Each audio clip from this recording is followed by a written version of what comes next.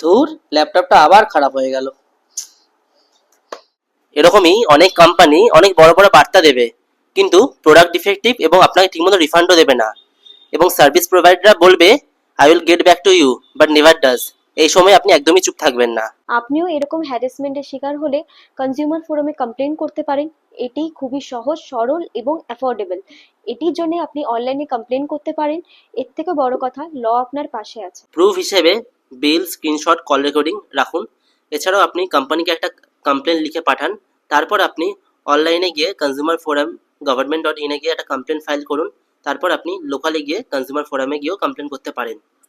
Buyer বলে শুধু buyer থাকবেন না, নিজে কনজিউমার রাইটকে চিনুন, ন্যায়ের জন্য লড়াই করুন। আপনার ভয়েসই আপনার পাওয়ার। ফলো করুন ন্যায়টেলকে, নো গডফাদার যা জাস্টিস।